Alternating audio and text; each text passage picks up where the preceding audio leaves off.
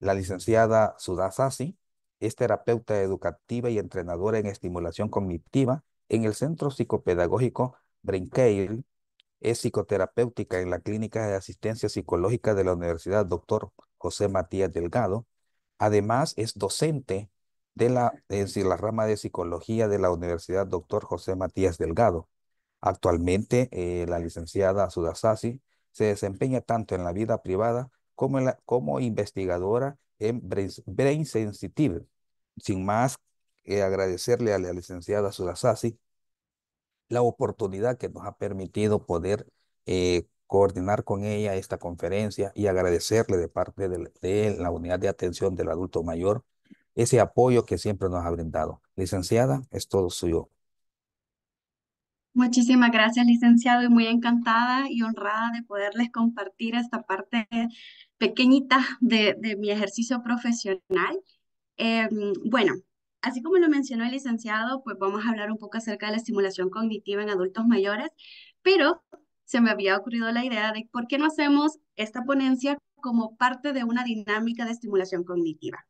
Yo sé que estamos pues en la parte de horario laboral y todo lo demás, pero me gustaría que fuera una parte como interactiva para que vayamos viendo los diferentes procesos o los diferentes variables que nosotros abordamos en la estimulación cognitiva. Entonces, bueno, voy a compartir mi presentación para que la podamos visualizar.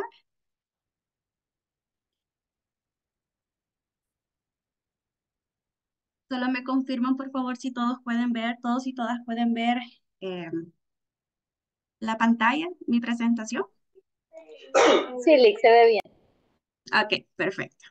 Bueno, entonces, igual así como me presentaron, la estimulación cognitiva en adultos mayores y demencia de tipo Alzheimer, ¿verdad? Eh, pero bueno, quizás antes de presentarme, y bueno, ya licenciado, pues ya yo parte de mi experticia profesional, siempre esa parte investigadora siempre me llama la atención y tal vez quizás a través del chat me gustaría que me escribieran eh, ¿qué profesión ustedes practican? Entonces, para ir conociendo más que todo y que los ejemplos vayan encaminados hacia esa rama en la que ustedes se desempeñan. Entonces, sí me gustaría, si tienen la oportunidad de poder escribir acá en el espacio de mensajes, una pequeña encuesta. ¿A qué profesión ustedes están o qué áreas ustedes se encuentran desempeñando para ir más o menos conociendo también mi público? Porque es parte de la estimulación cognitiva, conocer a ese público, a esa audiencia, a ese paciente, a ese usuario que nosotros vamos a intervenir. Entonces, aquí veo unos cuantos chats. Ok.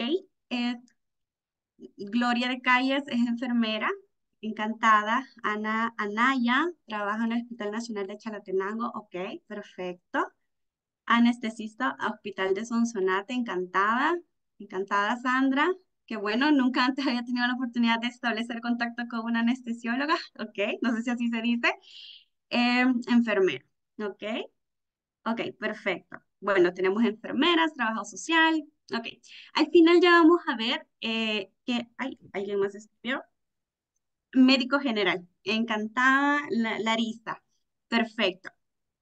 Vamos a ver que al final la estimulación cognitiva no solamente compete, si bien tenemos como algún tipo de acercamiento, estamos en la parte de salud pública, ¿verdad? Que tenemos pacientes, que con mayor frecuencia nosotros vamos a tener como ese contacto, pero esto va más allá de la parte práctica profesional, sino que podemos tenerla a nivel personal, un familiar, un conocido, o nosotros también vamos hacia ese camino, primero Dios, lleguemos a esa edad y que lleguemos con una edad, con un envejecimiento saludable que también lo vamos a ir revisando.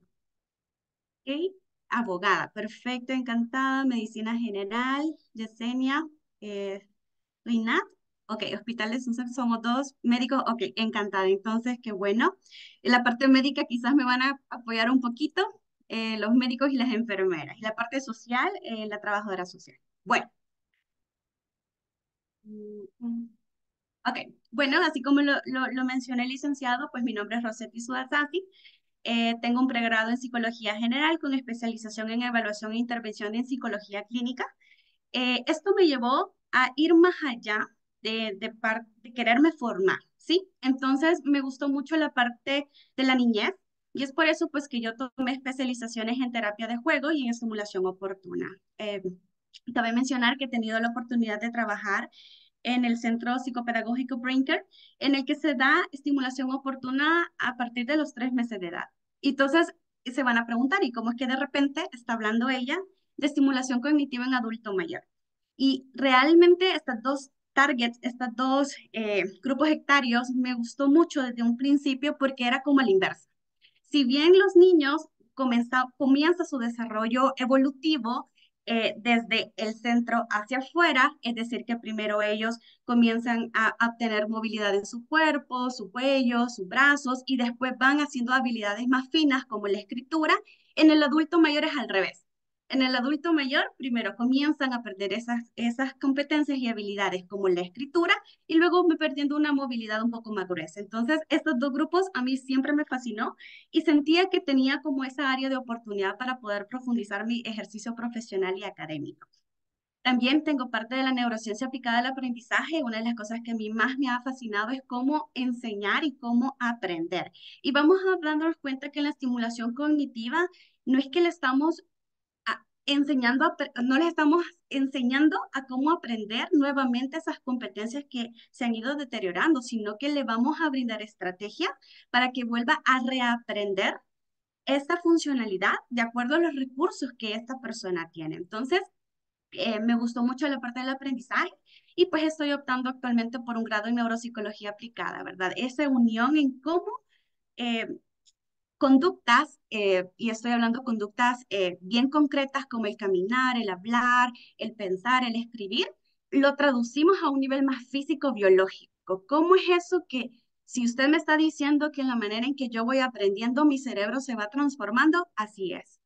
Cada vez que nosotros aprendemos, una neurona establece una nueva conexión y eso es bastante fascinante.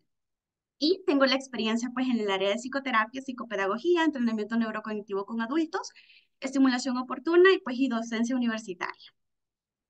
Bueno, ¿cuáles son las ideas principales? ¿Cuál es mi propósito que nosotros, que me he planteado para que nosotros aprendamos con esta presentación? Es las generalidades de la estimulación cognitiva. No sé, ya voy a hacer esa pregunta, ¿qué nociones tienen acerca de la estimulación cognitiva? Y entrenamiento neurocognitivo, perfiles y características de la población a la que va orientada la estimulación cognitiva, elementos por considerar en la estimulación cognitiva con adultos mayores y estrategias, herramientas y recursos. Veo que escribió alguien por el chat. Ah, médico. Ok, encantada, Lizeth. Muchísimas gracias. Ok, ¿está? Perfecto. Por favor, si tienen alguna pregunta, duda, comentario, pueden levantar la mano, hablar, interrumpirme, no hay ningún problema, o pueden escribir. Para mí lo más encantada. Al final, lo que yo pretendo con esta presentación es que sea un espacio de aprendizaje y que tanto mi experticia profesional pueda abonar a su experticia profesional y personal y asimismo en su dirección, ¿verdad? Que toda su experticia profesional y personal o alguna duda que ustedes tengan, algún paciente que llegó al hospital, algún paciente que llegó a la unidad de salud y no supieron cómo abordarlo, pues podemos construir ese conocimiento en este momento. Y no sé si ya dije las estrategias, herramientas y recursos que vamos a poder utilizar dentro de la estimulación cognitiva. Ok, vamos a iniciar. Como les dije, esta presentación va a ser una sesión de estimulación cognitiva, ¿sí? Entonces, vamos a iniciar. Ahí me pasé, se me fue la parte de la presentación. A ver, ¿cuántos animales logramos recordar en un golpe de vista de 5 segundos? Yo creo que se me hizo más de 5 segundos, así que la voy a regresar. Ok, en un golpe de vista, solo la impresión, ¿ok? Perfecto. ¿Cuántos animales logramos recordar? Yo creo que con trampa porque se me fue la presentación, así que el slide, así que tuvimos más tiempo. A ver, ¿cuántos animales logramos recordar? Vimos una imagen donde había un conjunto de animales de diferente tipo. ¿Cuántos más o menos en ese golpe de vista nuestro cerebro logró captar esa información visual que le estaba presentando? Tal vez por el chat.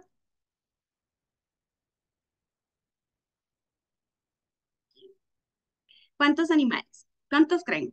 Entre el rango de 5 a 10, de 10 a 15, de 15 a 20, o de 20 a 30, o de 30 a 40, más o menos en qué rango.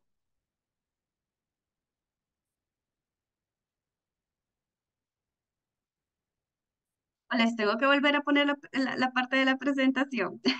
Ustedes me dicen.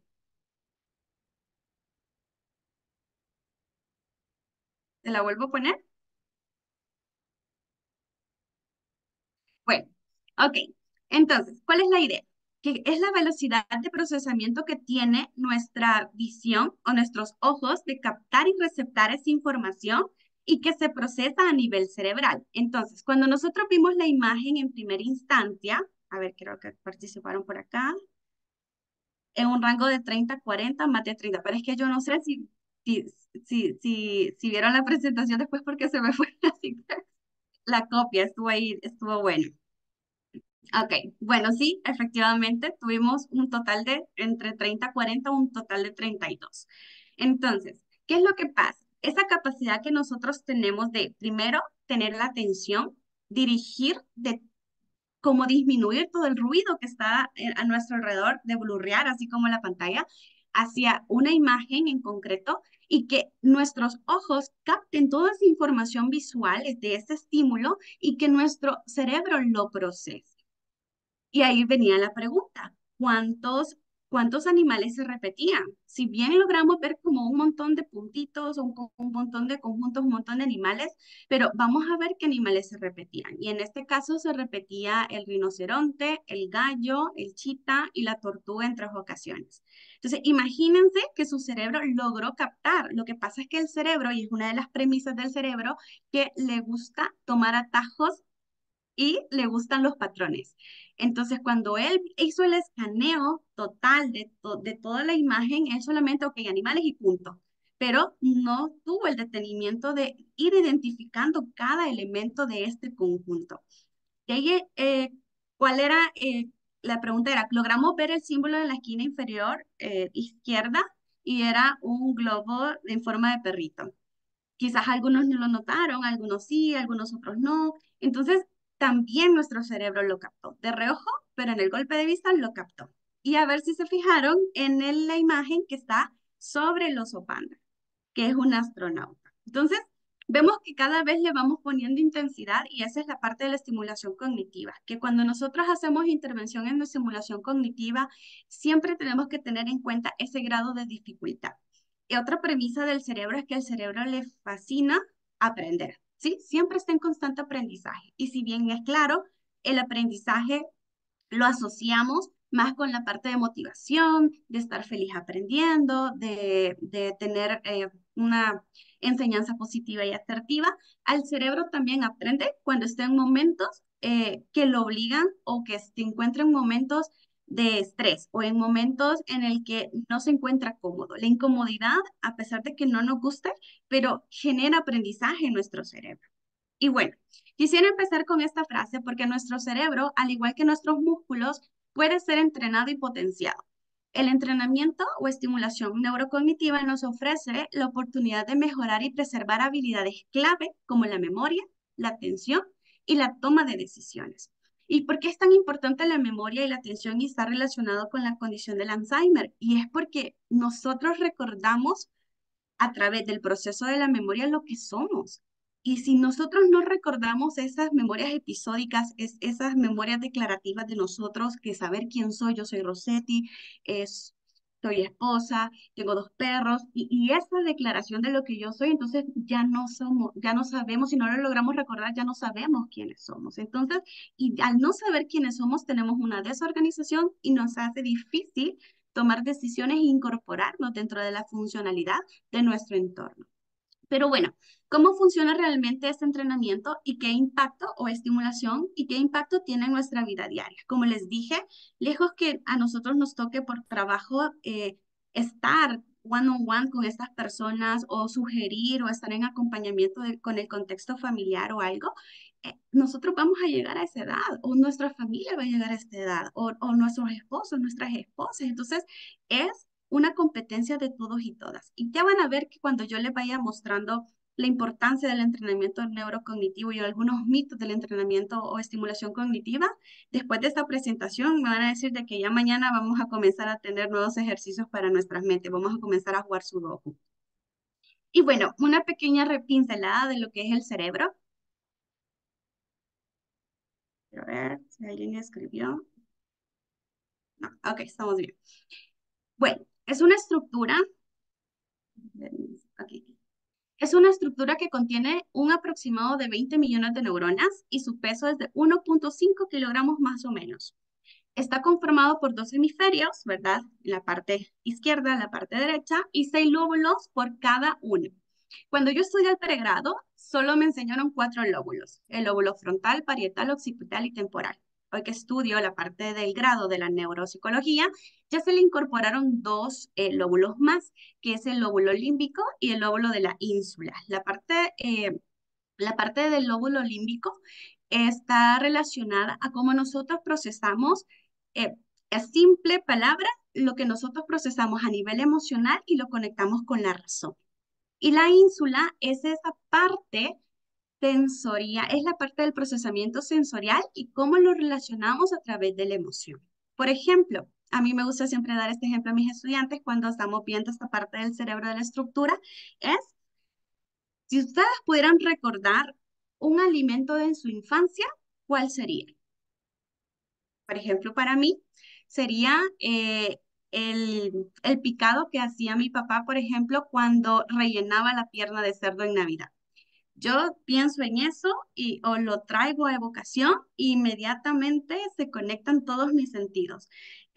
Siento el olor del recaudo, del picado, siento la alegría de estar compartiendo Navidad con mi familia, experimento felicidad o a veces nostalgia. Entonces, todo eso, la ínsula nos ayuda a irlo procesando, como la parte sensorial de nuestros sentidos, valga la redundancia, de nuestros órganos sensoriales, en específicamente el gusto y el olfato, se conectan con esos recuerdos más complejos. La parte frontal, que es la encargada de los procesamientos cognitivos superiores, ¿verdad? La planificación y el control de inhibición de impulso, que más adelante vamos a ir abordando esta parte.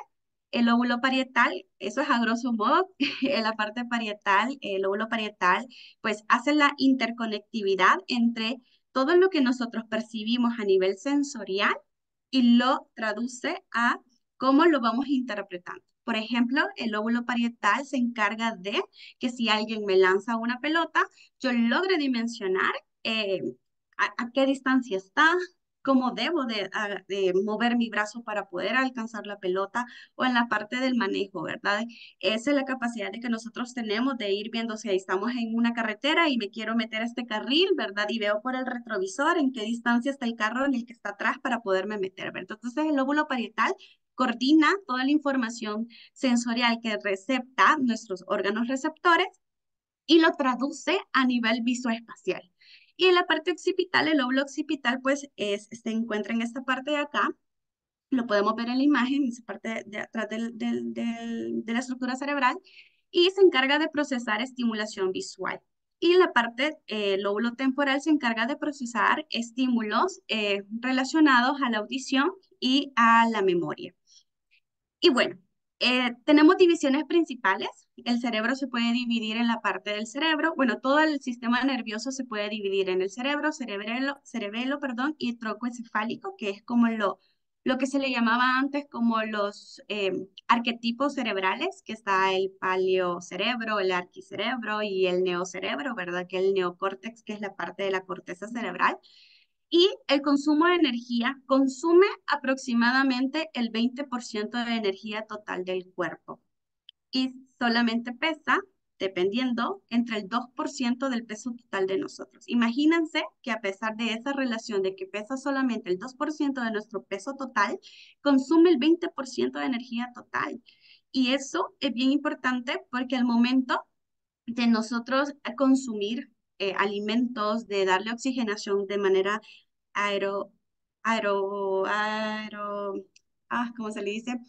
Aerobólica al cerebro, eh, ayudamos a este consumo de energía. Y aparte de esto, se suministra de manera energética a través de la glucosa. Y ahí es donde tenemos como ese dime que te diré, qué es lo que es bueno comer para el cerebro y más adelante lo vamos a ir viendo, las nuevas investigaciones que están diciendo de lo que debemos de comer. ¿Cuál es su función? El sistema nervioso se puede dividir en funcionamiento. Se divide en dos sistemas importantes, el sistema nervioso central y el sistema nervioso periférico. El cerebro se encarga de las capacidades cognitivas, ¿sí? Atención, memoria, aprendizaje, funciones ejecutivas, funciones asociativas y de coordinación. El tejido cerebral es muy susceptible ante los cambios neuroquímicos y estructurales. Y eso es donde nosotros enfocamos la estimulación cognitiva. Por tanto, está expuesto a padecer deterioros en consecuencia de elementos del entorno y procesos biofísicos. Sí, y es donde salió, no sé si ustedes han tenido la oportunidad de leer el famoso cerebro de pan, que decía que relacionaba la diabetes tipo 2 con padecer algún tipo de deterioro cognitivo y lo relacionaba bastante con el Alzheimer. Lo relacionaba bastante con el Alzheimer porque sí, nuestro cerebro está protegido por una hemobarrera, ¿verdad? Que está compuesta por tejidos y por parte del grupo sanguíneo. Entonces, en algunas partes del cerebro está como permeable, ¿verdad? Como la parte del tronco encefálico. En el tronco encefálico se concentran aquellas eh, acciones que son como innatas. Por ejemplo, el respirar, nadie está consciente de la respiración, el bombeo de sangre, también el reflejo del vómito. Entonces, si nosotros consumimos algún tipo o nos intoxicamos y consumimos algún tipo de sustancia tóxica, tenemos ese reflejo, ¿verdad? Porque esa sustancia tóxica a través del flujo sanguíneo llegó al cerebro y en la parte del tronco encefálico dijo, no, hay que expulsar esta sustancia tóxica. Pero hay otras partes del cerebro que no tienen que ser permeables. Entonces lo que decía este libro era de que el gluten, la molécula del gluten, permea esa parte del cerebro que no deberían de ser permeables, así como lo hace sustancias tóxicas como por ejemplo el alcohol y las drogas. Entonces, ¿qué es lo que pasa? Si vemos que el tejido cerebral es bien susceptible a cambios neuroquímicos y esos cambios neuroquímicos hacen cambios estructurales. Es lo que les mencionaba. ¿Cómo es que el aprendizaje modifica mi cerebro? Y así es, tal cual, de manera química y de manera estructural. Y aparte de eso, ¿cómo lo hacemos más óptimo en esa parte? Entonces, al no tener una buena alimentación, al consumir esa sustancia y abusar de ese tipo de sustancias, hacemos cambios neuroquímicos y estructurales en el cerebro que al final, a la larga, terminamos deteriorándolo. Y trastornos psiquiátricos, condiciones degenerativas, como en esta parte de la condición del Alzheimer, hacen una permeabilidad de las membranas y hace una afectación en el tejido cerebral. Y bueno, la parte de la organización, esa es como una súper mega pincelada, chiquita. Eh, Tenemos que el sistema nervioso se divide, ¿verdad? En el sistema nervioso central, sistema nervioso periférico, y me voy más a en la parte de la psicología clínica, nos vamos más a la parte del sistema nervioso periférico. Nosotros ahí es nuestro punto de acción, el sistema nervioso periférico. Cuando nosotros estamos trabajando control de ansiedad, nos vamos a esa parte del sistema nervioso. Pero en la parte de la neurociencia nos vamos más al sistema nervioso central, específicamente en el encéfalo, que es el cerebro, y la médula espinal.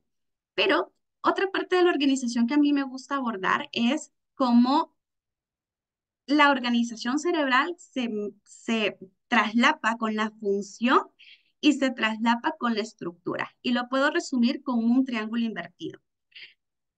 Si vemos en la punta inferior del triángulo, tenemos el sistema nervioso periférico, pero es bien curioso porque el sistema nervioso periférico a nivel de estructura tiene mayor volumen, tiene mayor terreno y es el encargado de receptar a nivel de nervios todos esos estímulos del entorno y de nuestro interno.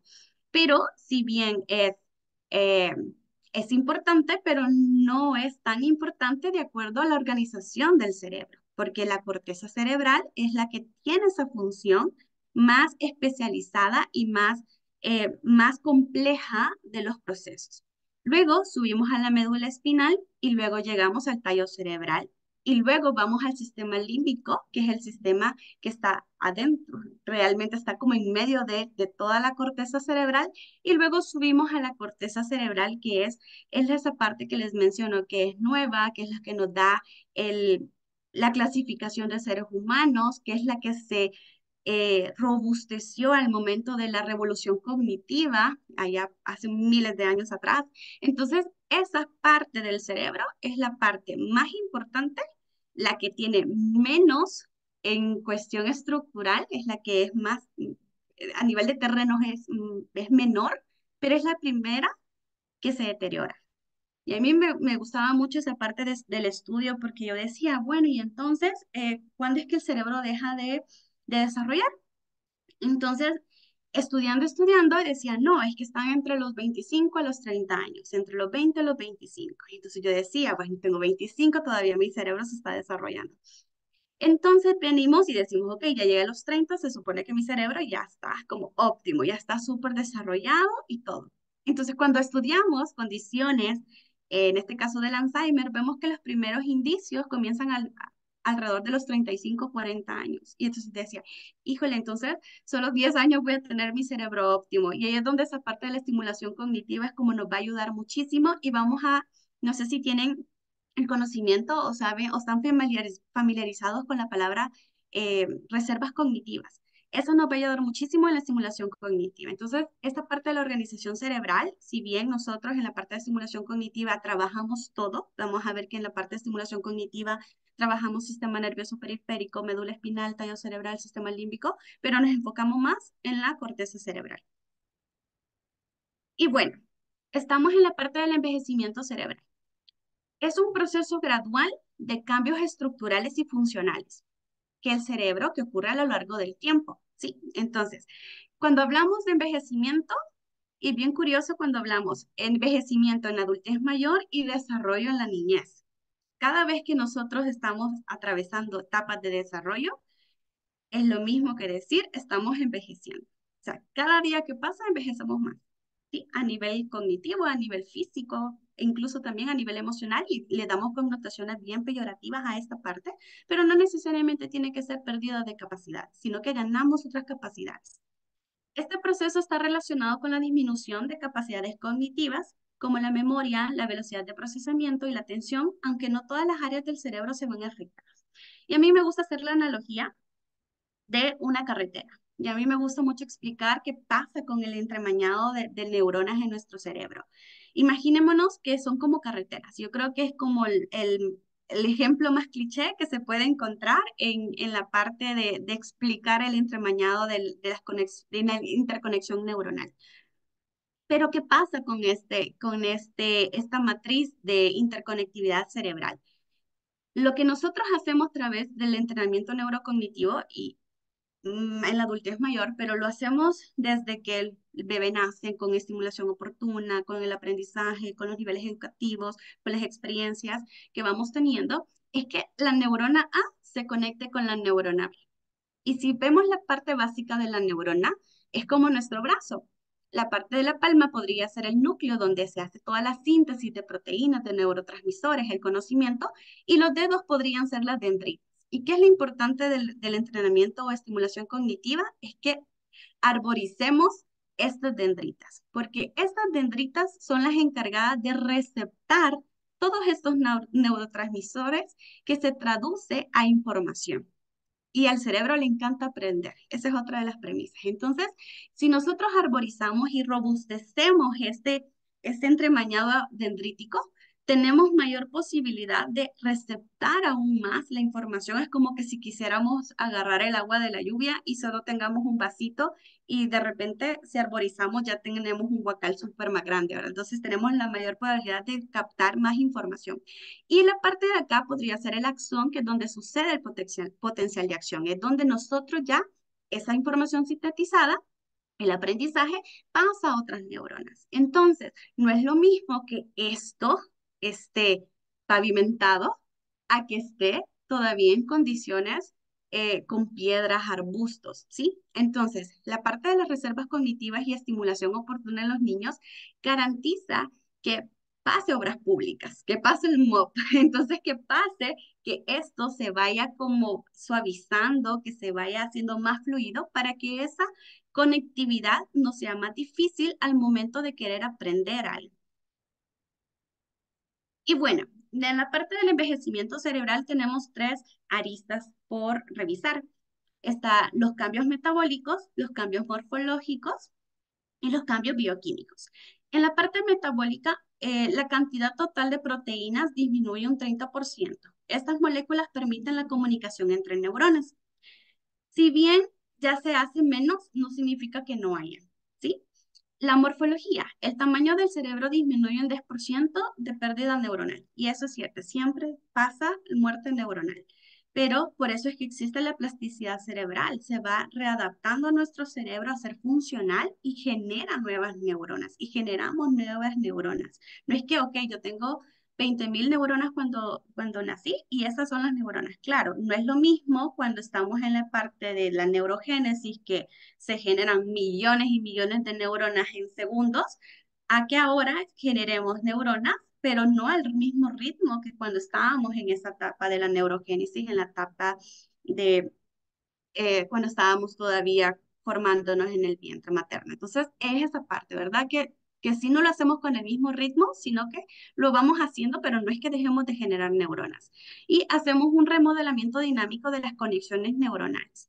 Y en la parte bioquímica hay cambios en los sistemas de neurotransmisores, ¿verdad? Que los neurotransmisores son esos como, yo le digo que medios de transporte de la información, porque son esos mensajeros que nos ayudan a que fluya de una manera más óptima el aprendizaje. Yo hablo mucho del aprendizaje porque el ser humano aprende. Entonces, en la medida que vamos aprendiendo, vamos modificando nuestro cerebro y vamos haciéndolo más óptimo. Y con esto me gustaría, no sé si han escuchado esta parte del cerebro de Albert Einstein y decían, eh, en resumido el cuento, que no es que el cerebro de Albert Einstein tuviera mayor volumen o que fuera diferente o que tuviera áreas distintas a las que ustedes y yo tenemos, sino que áreas del cerebro eran más eficientes, ¿sí? Y eso lo había logrado a nivel de interconectividad, que lo que a mí me tomaba 10 horas procesar, a Albert Einstein le tomaba segundos. Y eso es esa parte de las reservas cognitivas, mejorar esa velocidad de procesamiento. Y bueno, tenemos como una cascada. Ok, hablamos del envejecimiento cerebral, pero ¿y eso qué? ¿Y por qué me preocupa? ¿Y si yo ahorita estoy joven? O sea, ¿y eso va a ser problema para mí o del futuro?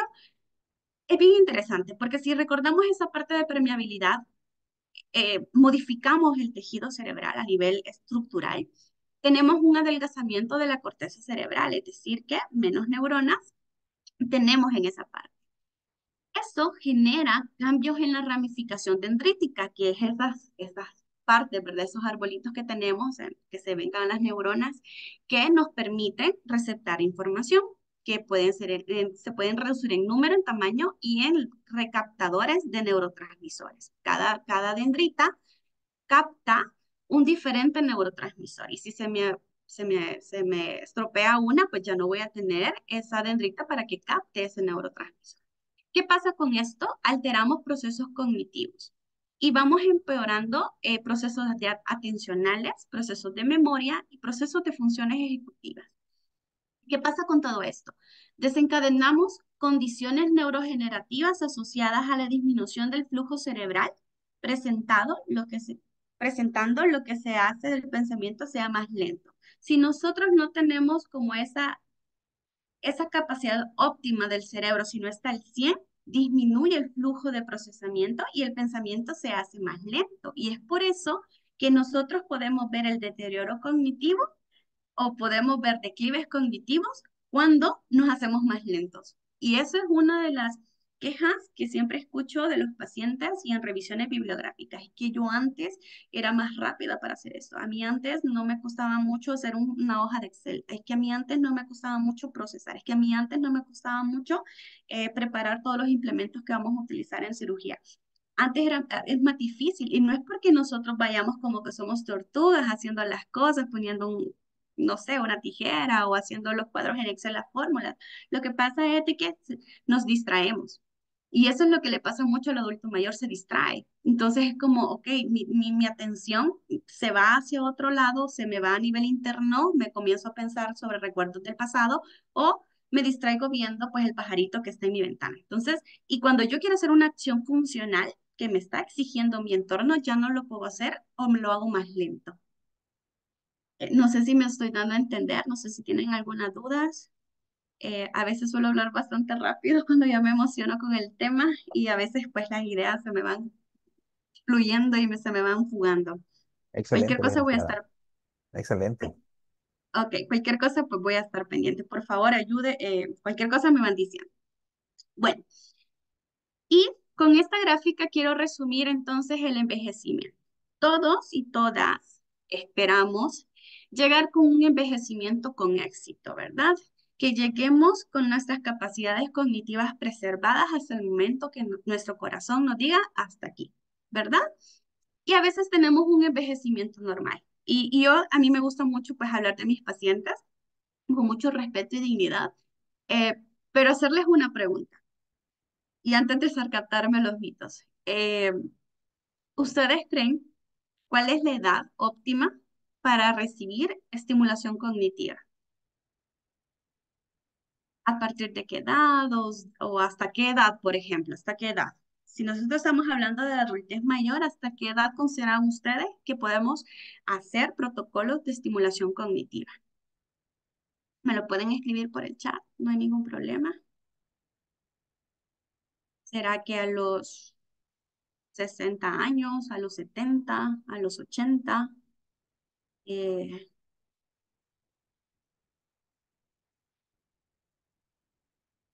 ¿Hacia dónde creen ustedes? ¿Hasta qué edad?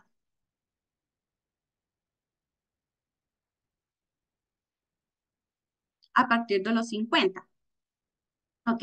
¿Y cuál sería la edad tope para recibir estimulación cognitiva? ¿Cuál sería la edad en la que sí, ya definitivamente, hablando de un envejecimiento, pues, regular, con éxito, saludable, activo? ¿Hasta qué edad sería el tope? Siempre. Y así es, siempre.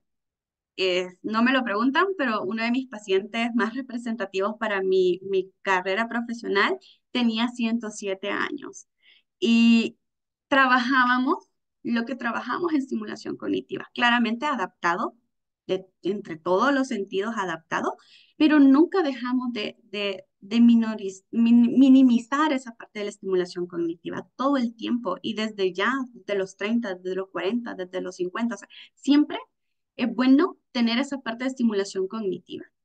Entonces, de ahí tenemos la función cognitiva, que es esa capacidad que nosotros tenemos para hacer las cosas, ¿verdad? A nivel cognitivo. Pero eso es como una gráfica. Mayor capacidad cognitiva lo asociamos con menor edad y que a medida que vamos haciendo el tránsito de la edad, van disminuyendo nuestras capacidades cognitivas. Pues claro, el tejido neuronal se va deteriorando, pero no a tan rápido o a un ritmo tan acelerado, por ejemplo, si ya tuviéramos una neuropatología. Entonces venimos en esta, quiero ver el puntero. Eh, mm, no. Bueno, pero en la parte, en la línea verde venimos con esta parte del funcionamiento cognitivo y llegamos a un declive. Siempre venimos con esta parte, todo lo que sube tiene que bajar. Entonces venimos con esta parte potenciando funciones cognitivas entre los 30 y 40 años, donde estamos laboralmente hablando bien comprometidos y somos bastante funcionales, tenemos familia, podemos gestionar, podemos coordinar, tenemos amigos, vínculos sociales, salimos. eh, Compartimos actividades de sano esparcimiento, vamos a un grupo de fútbol o algo, pero luego tenemos un declive, como el primer bajón, ¿sí? Y luego nos mantenemos en esa meseta, o sea, nos mantenemos en esa meseta y luego si tenemos alguna neuropatología o algún tipo de compromiso o nosotros por nuestro estilo de vida comprometemos el tejido neuronal, empezamos con ese deterioro, ¿sí? Entonces, comenzamos con este deterioro y ahí es donde nosotros vemos las diferentes etapas de demencia en condiciones como el Alzheimer, ¿verdad?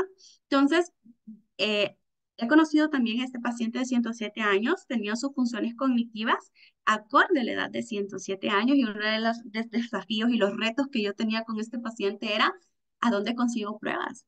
Porque los baremos eh, están hasta cierta edad.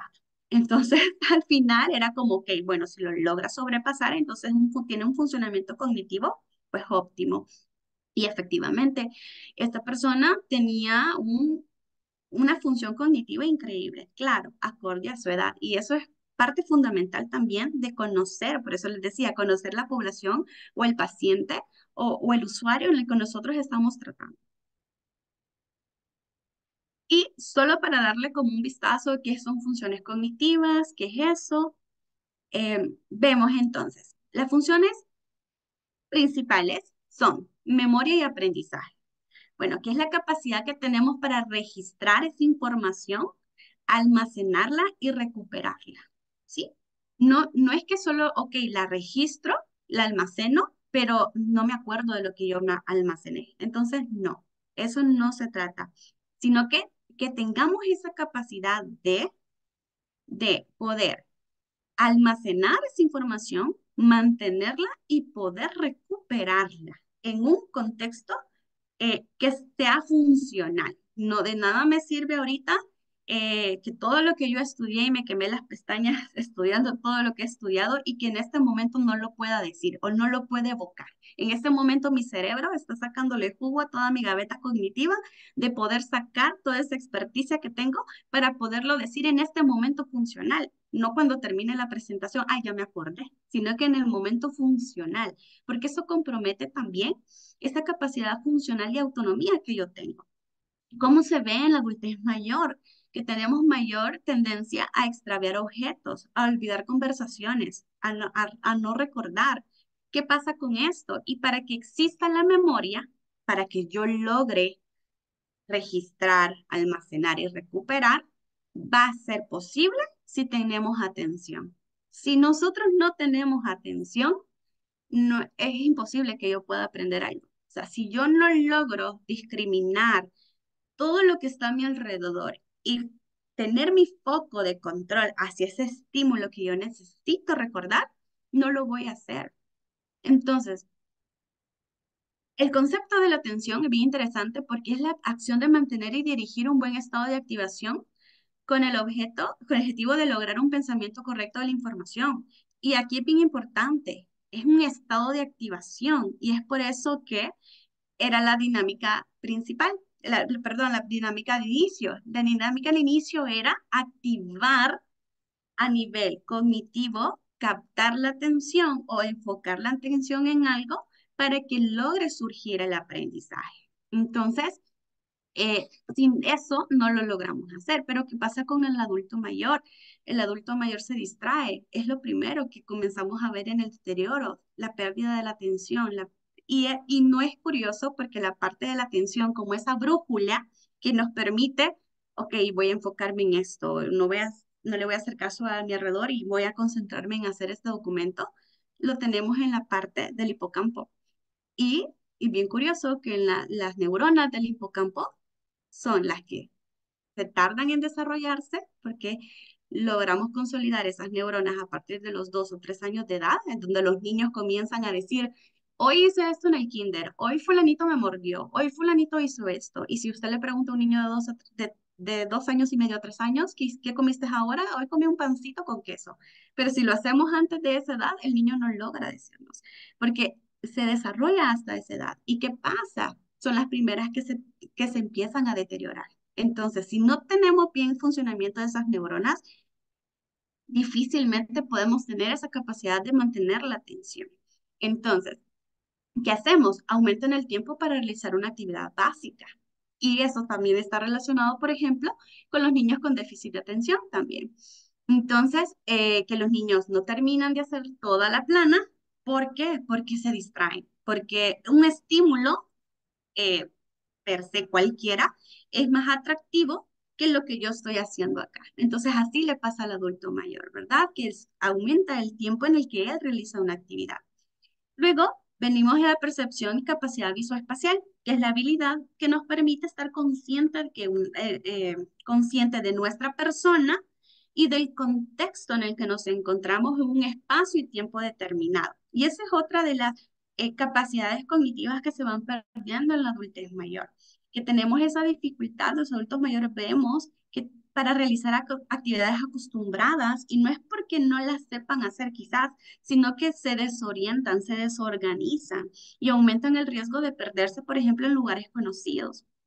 Eh, por ejemplo, si nosotros perdemos la noción del día y la noche, usualmente adultos mayores se levantan en la noche pensando que pidiendo desayuno, pensando que es de día, o al contrario, pasan más tiempo dormidos en el día, o de repente no saben en qué día de la semana están. Por ejemplo nosotros, o sea, de repente cuando tenemos largas jornadas de vacaciones es como, ¿y ahora en qué día estamos, verdad? Y entonces como estamos perdidos a nivel de espacialmente, temporalmente, se nos hace difícil organizarnos. O sea, no, ¿qué día es ahora? Hoy es lunes. Ah, el lunes me toca ir a trabajar. Entonces, al tener esa capacidad de orientarnos en tiempo y en el espacio, dirigimos acciones estructurales y organizadas y somos funcionales en el ambiente. Entonces, en esta parte del adulto mayor va perdiendo esa capacidad.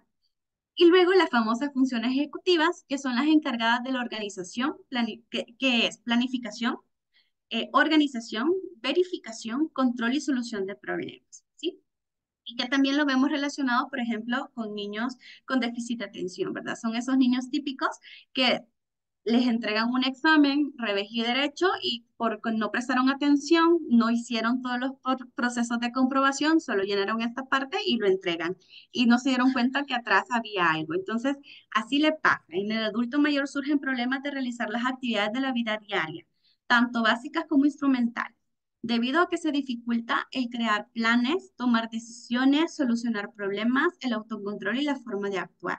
Ahí es donde nosotros comenzamos a ver, por ejemplo, si a nuestro familiar o a nuestro usuario le gustaba la cocina, por ejemplo, y que de repente hoy se me quemó el pastel, o hoy no pude hacer el huevo, que iba a hacer en las mañanas el huevo picado. ¿Y qué pasó? Ah, es que se me olvidó, no encendí el hornillo, no encendí la cocina. Y es un proceso básico de parte para elaborar un huevo, pero esta persona no comprobó ni verificó y siguió haciendo el procedimiento, pero no tuvo ese automonitoreo de saber aquí dentro de este proceso pasa algo. Y eso es lo que nos ayuda en las funciones ejecutivas. Y la cognición social, que va al final, porque es la integración de todo, es la conciencia que nos permite la interacción con los demás. Esa es la famosa llamada teoría de mente. Es la teoría de mente. Lo que yo percibo que está percibiendo el otro de mí. ¿Sí? Es como esa parte bien, bien, bien compleja. Si nosotros no sabemos, eh, por ejemplo, y eso lo vemos, lo puedo explicar en la parte de resolución de problemas de manera asertiva. Yo, por más asertivo que sea, por más que utilice palabras adecuadas, un vocabulario adecuado para poder resolver el conflicto, pero si yo no logro interpretar que con la persona que yo quiero resolver el conflicto no está en el momento para resolver el conflicto, no va a servir.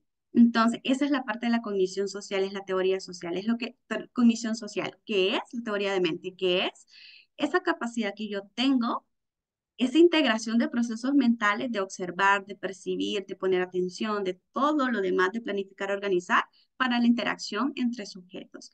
Y es donde vemos adultos mayores que se encierran o que no quieren hablar con nadie, o que si uno llega a decirle, mire tal cosa, y responden de una manera no tan asertiva, pero es parte del proceso que se va perdiendo o no logran interpretar o identificar eh, este, simbología facial, por ejemplo, saber cuándo está enojado, saber cuándo está alegre, saber cuándo está triste. Entonces, es parte de la cognición social.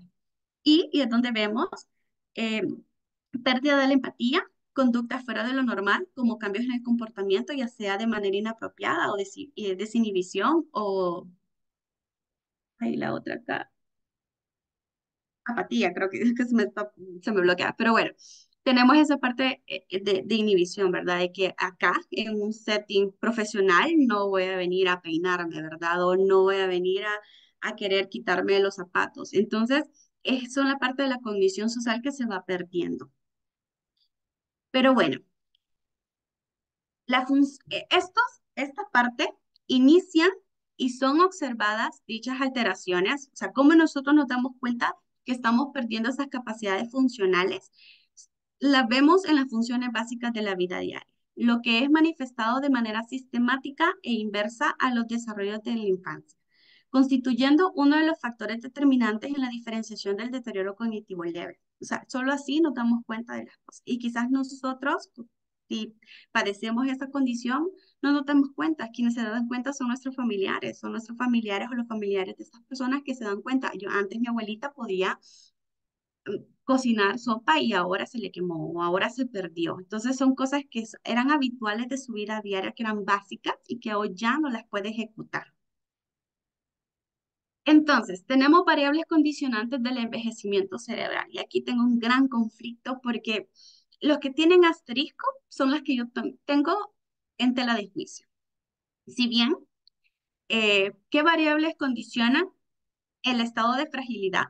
Que si tenemos alguna condición neuropatológica, si tenemos una enfermedad crónica, que esté comitante con esta condición de deterioro cognitivo, nuestro estado emocional, bastantes de nuestros adultos mayores tienen trastornos depresivos, redes de apoyo, que tanto está involucrada la comunidad. Y hablo de la comunidad no solamente y de la familia, sino que todos somos contextos de estas personas, así como yo digo de los niños.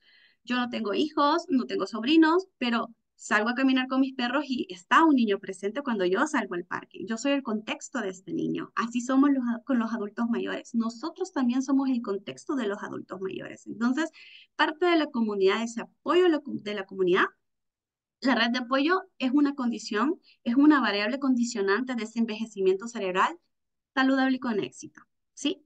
Y es donde comenzamos a hacer las relaciones, qué tanto yo me comprometo o qué tanto yo apoyo sobre esto. Y es por eso que le decía, el entrenamiento neurocognitivo, la estimulación cognitiva, si bien lo vemos en la parte profesional, pero también lo vemos a nivel personal y nosotros vamos a llegar ahí, ¿ok? La parte de la escolaridad, si bien se ha demostrado en muchas investigaciones que entre mayor grado o nivel de escolaridad, mayor reservas cognitivas se tiene, pero hay excepciones a la regla. Y yo creería, es lo que yo les digo que yo tengo como esa disonancia o ese conflicto de investigar más, porque han habido casos, muchos casos, en el que no son analfabetas, que no tienen escolaridad, tienen un envejecimiento saludable. Hay una serie de Netflix, bueno, es un documental donde creo que en español dice Atravesando los 100 años, en donde una persona hace una investigación donde están las zonas geográficas donde hay más longevidad en cuanto a la edad y qué tan calidad de vida ellos tienen. Y me impresionó muchísimo que uno siempre se espera que son altos niveles económicos o países muy desarrollados, pero hay un pueblo, si no mal recuerdo, cerca entre Costa Rica y Nicaragua, ahí hay un poblado donde las condiciones son bien paupérrimas, pero tienen el alto índice de longevidad y que solamente llega, no sé si han tenido la oportunidad de verlo, pero de lo que yo recuerdo el documental, que la salud pública, o sea, los doctores, las enfermeras, todos sus registros de vacunas y todo lo que se hace a nivel médico, llegan una vez al año.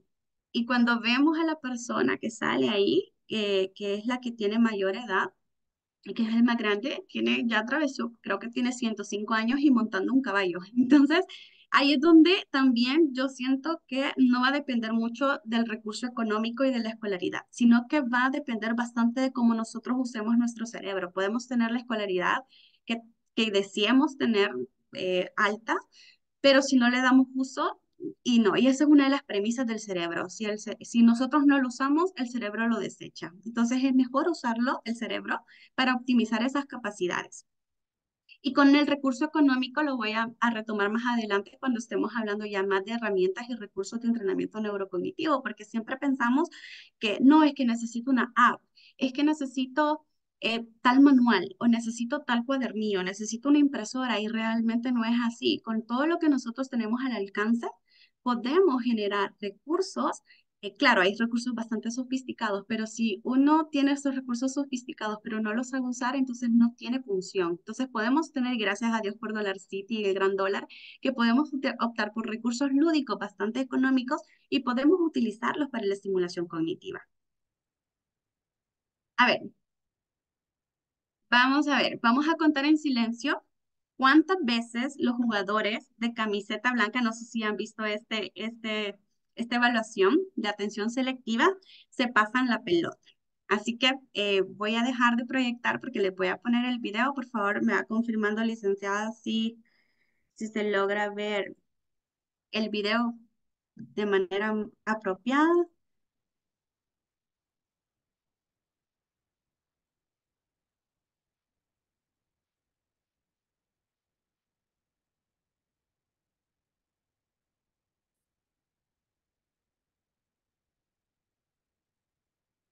Ok, aquí está. ¿Logramos ver la pantalla? Sí, Ok.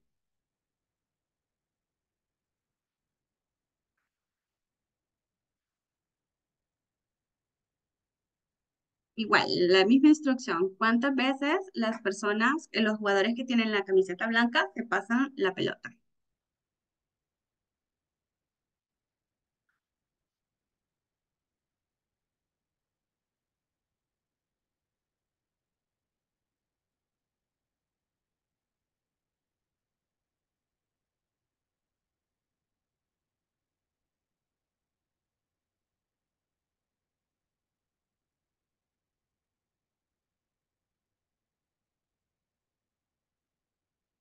A ver, ¿cuántos pases hicieron los jugadores? A ver, veamos aquí. 15, 14, dice Diana, ¿ok? 15, dice Edwin. 14, 15, 8. Yo la primera vez que lo vi conté como 16 o 17, ¿ok? Perfecto. Ok, veamos entonces.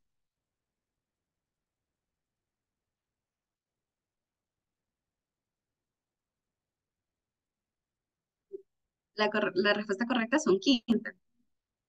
A ver, ¿quiénes vieron al gorila que se atravesó en toda la imagen, en todo el video? ¿Alguien logró verlo? 11 dijo Rosa, ¿ok? ¿Alguien logró ver el gorila? Sí, dice Tatiana. Sí, ay, miren qué buena atención tiene. Muy bien. No, dice Edwin, yo tampoco lo vi cuando lo vi la primera vez. Estaba bien concentrada en hacer. Ok, no, no nos preocupemos. Jorge también dice que no lo vio, no nos preocupemos, sino que tenemos ese focus de concentración bastante óptimo. Yo no, dice Diana. Sí, sí, tenemos esa súper concentración. Las personas que sí lo vieron tienen esa capacidad de una atención dividida, de estar viendo dos estímulos de manera simultánea. En cambio, las personas que solo nos enfocamos en uno es como donde pongo el ojo, pongo la bala. Estamos bien concentrados en una actividad en específico que blurreamos, de verdad que discriminamos todo estímulo o toda indicación que nos han dicho y nos concentramos en esa tarea. Las dos son buenas respuestas. La verdad es que ni uno ni otro tiene mejor capacidad cognitiva, no, como les mencioné en un principio, no es que, ok, si tengo déficit en la atención, sé que ya no puedo hacer nada o tengo un gran problema, un gran deterioro o ya estoy empezando a tener deterioro o demencia, no, sino que tenemos otras competencias, otras habilidades que compensamos con esta reto de poder tener esa atención dividida. Muchísimas gracias por participar. Vamos a regresar a la presentación.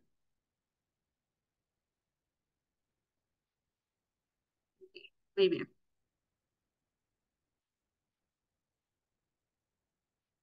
Pero bueno, a lo que venimos, ¿verdad? Ya pasaron bastante tiempo, casi que una hora, y no hemos hablado nada de la estimulación cognitiva, pero para mí era muy importante dar como este contexto, porque si nosotros, eh, y lo voy a decir así, o sea, podemos ver en TikTok, en Instagram, en YouTube, ejercicios y de todo tipo de actividades para hacer, pero si no sabemos de dónde es la base, no sabemos, ok, este paciente tiene una demencia de tipo Alzheimer, quiere decir de que la parte de donde está el hipocampo, ahí es donde está la lesión, el deterioro, y es por tanto la atención. Entonces, cuando hacemos evaluaciones de esta persona, claro que me va a venir la atención y la memoria súper bajita, entonces voy a hacer ejercicios apropiados para ese proceso cognitivo. No es como a lo loco, ¿verdad? Lo voy a poner al adulto mayor a a clasificar frijolitos o agarrar con pinzas pompones. O sea, sí, claro, todo ayuda y todo abona. No quiere decir de que no sea, que no funcione o que esté mal. Claro, todo abona y todo ayuda. Pero si lo hacemos de una forma metodológica, de una forma apropiada, de una forma sistemática, vamos a poder tener mejores avances y vamos a poder tener mejores resultados. Entonces, a ver, yo aquí les traigo unos mitos acerca de la estimulación cognitiva. A ver, dice, y estos mitos no me los he sacado de ChatGPT, no me los he sacado de internet. Son mitos que me han dicho los pacientes, ya sean primarios, mis pacientes per se, o familia de este paciente, ¿verdad? La estimulación cognitiva puede revertir, el deterioro cognitivo relacionado con la edad. A ver, yo hoy sí voy a regresar a la parte del chat o si quieren utilizar el micrófono de decir, a ver, ¿ustedes qué piensan? ¿La estimulación cognitiva puede revertir el deterioro cognitivo? Podemos retroceder, digamos que si yo como adulta mayor perdí la capacidad de memoria, por ejemplo, de memoria, no sé, procedimental, lo puedo volver a retroceder y lo puedo volver a hacer. No, exacto, no se puede retroceder. O sea, a veces uno de los mitos de la estimulación cognitiva es como, y eso es una de las cosas que es bien sensible y bien con pinza, y es por eso que nosotros como profesionales también tenemos que psicoeducar al contexto y a la comunidad. Y con estos espacios nos permiten conocer acerca de eso. Es como, ok, aquí está el adulto mayor, aquí está usualmente los que solicitan estimulación cognitiva, son más la familia, y ellos como, ok, aquí está mi mamá, aquí está mi papá, aquí está mi tía, mi abuelita, oh, ayúdeme. Y yo es como, ok, pero yo no puedo rehacer cerebros nuevamente. Al menos yo no tengo conocimiento de una tecnología súper sofisticada que vuelva otra vez a eliminar proteínas, a rehacer tejido neuronal que me permita volver otra vez a tener esa capacidad. Y es cierto, o sea, no podemos, pero sí podemos, como les decía, reaprender con los recursos que se tienen para frenar un poco el avance desmedido de ese declive. Veamos el siguiente. Yo dije sudokus y crucigramas. Y ahí me van a decir, no, Lick, usted está equivocada. Hacer crucigramas o sudokus es suficiente para estimular a mi cerebro en la adultez mayor. ¿Será que si yo me paso haciendo un montón de crucigramas y sudokus, no me va a dar deterioro cognitivo y voy a disminuir la prevalencia de que me dé algún tipo de condición neurodegenerativa? ¿Qué piensan ustedes? ¿Será que haciendo crucigramas? Voy a mencionar a mis papás. Mis papás en un momento se emocionaron con Candy Crush.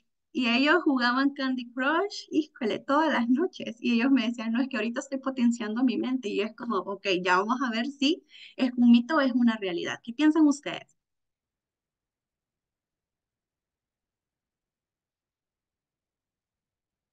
¿Será que es un mito? ¿O ustedes hacen crucigramas o sudokus? Francamente, a mí me gustan más los crucigramas. Los sudokus casi no me atraen mucho.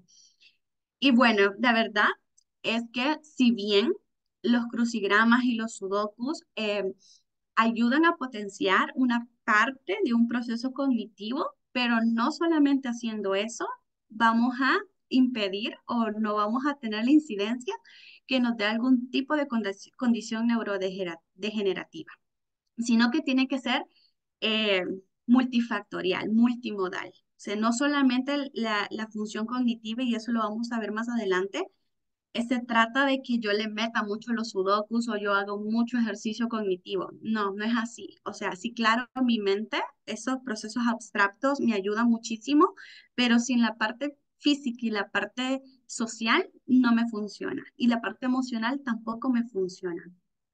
Solo es efectivo en personas con alto nivel educativo. ¿Qué piensan ustedes? Que la estimulación cognitiva y ver qué es lo que saben ustedes de la estimulación cognitiva, qué tipo de ejercicios se hacen en estimulación cognitiva, porque tengo como de los dos lados, que unos que dicen que solo vamos a jugar con el adulto mayor, a pasar vejigas y pelotas, y el otro es como solo hacer procesos de más cognitivos como hojas de attention speed o de atención selectiva o otras hojitas que más adelante vamos a visualizar. ¿Qué piensan ustedes? Desde mi experiencia les puedo decir que si bien el nivel educativo eh, ayuda a procesos más complejos de procesamiento de razonamiento lógico, pero también eh, no está relacionado al nivel educativo. Sí, y también esta premisa dentro del contexto cuando me la mencionaron era que solo las personas con alta capacidad económica podían acceder a estimulación cognitiva y realmente no es así. Y ahí tenemos la otra. eh, Solo los adultos mayores con problemas de memoria necesitan entrenamiento cognitivo, estimulación cognitiva, así como lo mencionaron anteriormente en el chat. No es así. Podemos hacerlo desde este momento, esos ejercicios de estimulación cognitiva. ¿Y la estimulación cognitiva puede curar enfermedades como el Alzheimer? No. O sea, nosotros no curamos el Alzheimer. No, no hacemos que vuelva a aparecer esas neuronas que se han deteriorado, sino que disminuimos el avance progresivo tan desmedido del deterioro cognitivo.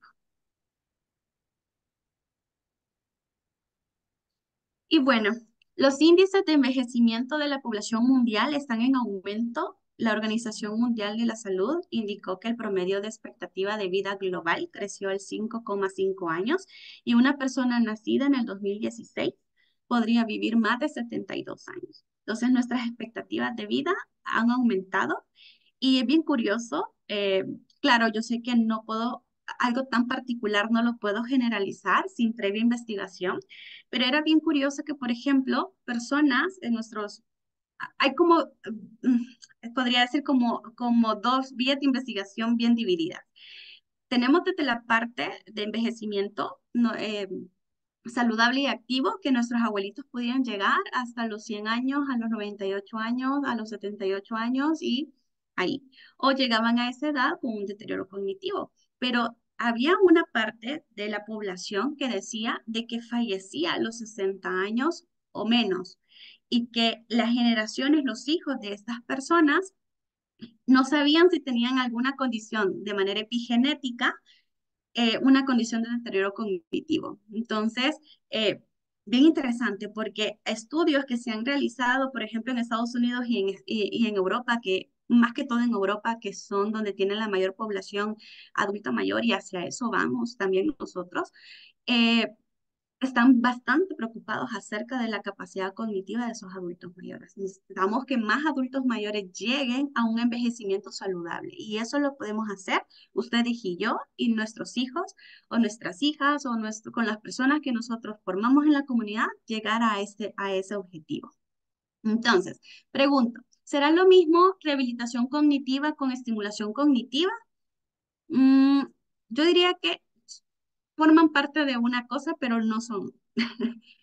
La rehabilitación cognitiva comprende técnicas de aprendizaje y entrenamiento, al igual que la estimulación cognitiva, ¿sí? La rehabilitación cognitiva tiene como objetivo que el paciente recupere capacidades perdidas y desarrolle nuevas como estrategias de compensación. En cambio, la estimulación cognitiva tiene como objetivo de enlentecer el deterioro cognitivo y mantener y reforzar las capacidades preservadas el mayor tiempo posible. La rehabilitación cognitiva se realiza, el alcance de esta intervención es en daños cerebrales, en accidentes cerebrovasculares generalmente, trastornos psiquiátricos y del neurodesarrollo. Hablando de trastornos psiquiátricos, depresión, ansiedad y del neurodesarrollo, déficit de atención o TEA. En cambio, en la estimulación cognitiva nos enfocamos en optimizar la reserva cognitiva. Entonces, ¿qué podemos definir como estimulación cognitiva? Es un conjunto de técnicas y estrategias que son metodológicas y sistemáticas que tienen como finalidad optimizar la eficacia del funcionamiento de las distintas capacidades y funciones cognitivas mediante actividades concretas como parte de un programa de entrenamiento neurocognitivo. Entonces, el entrenamiento neurocognitivo tiene estimulación cognitiva bajo su sombría. ¿Sí? Son esas estrategias de estimulación que van dentro de un entrenamiento neurocognitivo. Y en las personas adultas mayores, la estimulación cognitiva permite mantener y potenciar las habilidades cognitivas, tales como el procesamiento auditivo y visual, velocidad de procesamiento, la memoria de trabajo, la memoria a largo plazo, y que permite favorecer un envejecimiento activo saludable. Yo creo que ahorita estoy cayendo en cuenta que he dicho un montón de veces para la palabra cognitiva. A ver si alguien lleva la cuenta de cuántas veces lo digo. Y bueno, y aquí quisiera como que hacer énfasis en la reserva cognitiva, que es la clave, al igual que la plasticidad cerebral, de la estimulación cognitiva. ¿Y cómo podríamos explicar qué es la reserva cognitiva? Es el fondo de ahorro cognitivo que tenemos todos y todas, ¿sí? Así como nosotros tenemos ahorro monetario, ¿verdad? O tenemos que nos descuentan el AFP, ¿verdad? Cuando nosotros ya estemos en la parte de la jubilación, que todo lo que trabajamos, todas las desveladas, todas las regañadas, todas las felicitaciones que pasamos desde que empezamos a trabajar hasta que recibimos los frutos de ese trabajo en la jubilación, ¿sí? Entonces, igual es la reserva cognitiva. Es el fondo de ahorro cognitivo que se construye a lo largo de la vida y que permite al cerebro enfrentar mejor los desafíos del envejecimiento, ¿sí? Y un buen nivel de funcionamiento mental por más tiempo. Y a mí me gustan esas dos analogías. El cuento de los tres cerditos. Creo que no sé si todos estamos familiarizados con el cuento de los tres cerditos. eh, y un día estaba explicando la parte de la reserva cognitiva y no hallaba cómo explicar la reserva cognitiva y me acordé de ese cuento de los tres cerditos. Y si yo les preguntara, ¿qué casa les gustaría tener a ustedes? ¿La de paja, la de madera o la de concreto? Pues creo que todos dijéramos la de concreto, ¿verdad? Que es la más sólida, quizás me protegería mejor de las adversidades ambientales, eh, puedo construir más sobre esta base del concreto. Entonces, así es nuestra reserva cognitiva. Nosotros tenemos la capacidad para decidir si queremos que nuestro cerebro tenga una reserva cognitiva o un fondo de ahorro, como la casita de paja o como la casita de concreto. Otro ejemplo que me llamaba mucho la atención de poderlo compartir con ustedes era como cuando, primero Dios, tocamos madera, ¿verdad? Nos enfrentamos a comprar un carro de agencia. Y vamos muy contentos porque vamos ahí a la agencia y nos dicen, bueno, aquí está este vehículo. Y uno súper contento. Pero dice el vendedor, pero si usted quiere mantener la óptima, los asientos de su vehículo, puede comprarse estos forros por tanto precio. Y usted dice, sí, ¿verdad? Porque cuando lo vaya a vender, pues no se va a depreciar tanto, entonces le compramos los forros y se los ponemos. Y más si tenemos niños o mascotas, pues no lo van a rayar y no se van a ensuciar.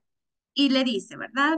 Así como están las calles de El Salvador con hoyos y con baches y que no sé qué, eh, puede ponerle estas llantas, que estas llantas son un poco más caras, pero le van a resistir un poco más. Le voy a garantizar de que no se le va a pinchar la llanta en un bache. Entonces viene usted y hace la inversión de comprar esas llantas. Y de ahí viene el vendedor y como nos vio que estamos rápidamente soltando el dinerito, nos dice, bueno, y si usted quiere mantener la pintura en las mejores condiciones y que a veces llueve, a veces el gran sol, puede utilizar pues esta cera sin ánimo de promocionar a la marca Maguire, creo que se llama la marca, que es una muy buena cera para los carros, y usted la compra.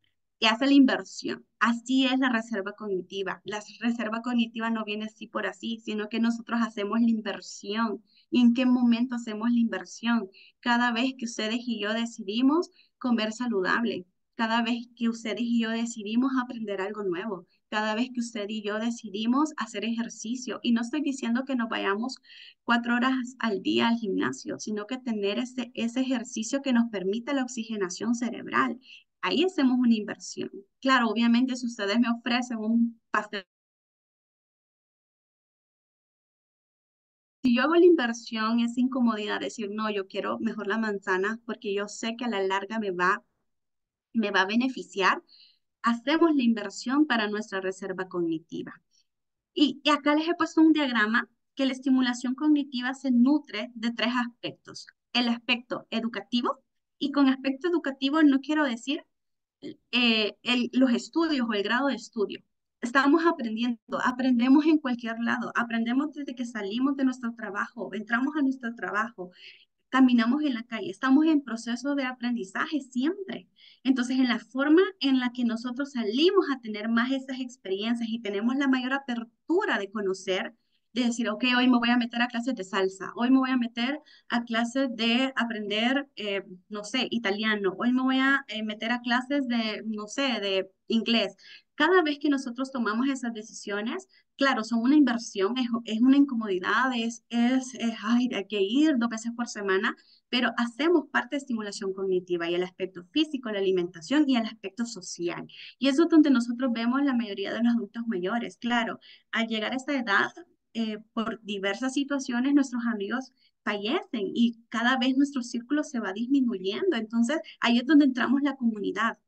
Eh, una de las cosas que a mí me gusta hacer, por ejemplo, es ir caminando cuando yo saco mis perros y voy hablando con la gente, o la gente habla conmigo y veo muchos adultos mayores y ya platicamos del clima, platicamos de lo que sea, pero estamos aportando a la estimulación cognitiva. No solo paso de largo y si el adulto mayor quizás me quiere saludar o la adulta mayor, o sea, paso de largo, voy deprisa, sino que estas pequeñas cosas que nosotros hacemos dentro de la comunidad, dentro de nuestro contexto, lo podemos hacer. Me imagino que en la parte, por ejemplo, en la parte hospitalaria, ¿verdad? Todos estamos haciendo algo, eh, todo es como un relojito, ¿verdad? Y que hay muchas cosas por hacer y a veces los adultos mayores por sus citas médicas pasan bastante tiempo ahí. Yo lo veo a mis padres, que ellos van a sus citas médicas, entonces a veces pasan todo el día y entonces se aburren y quieren hablar o quieren platicar con alguien. Y a veces nos ven a nosotros ahí armando archivos o armando papeles o algo y es como, no, no me está interrumpiendo, ¿verdad? Pero hacer esa pausa y podemos aportar en la parte de estimulación cognitiva con el adulto mayor desde nuestras trincheras.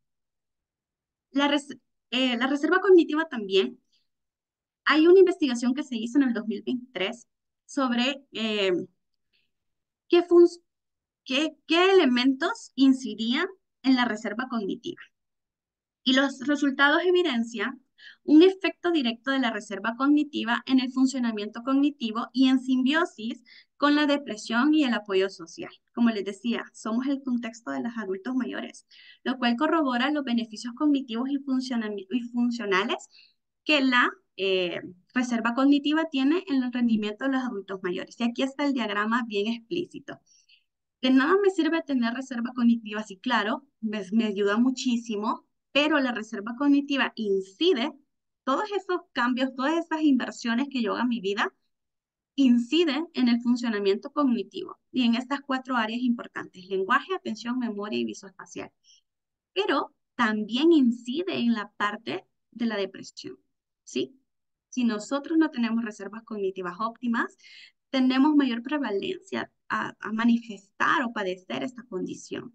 Y que esta condición incide también en el funcionamiento cognitivo. Y no me van a dejar mentir, y no necesitamos tener algún tipo de condición tan grave como el trastorno de depresión, pero cuando uno anda desmotivado, uno anda con ese vacío existencial, uno anda como que no y se reconoce a sí mismo, cuesta muchísimo concentrarse. O sea, uno no puede pensar en otra cosa y anda su mente en otro mundo, anda con una tensión que no debe de estar enfocada en lo que estamos haciendo, sino que está en otro lado.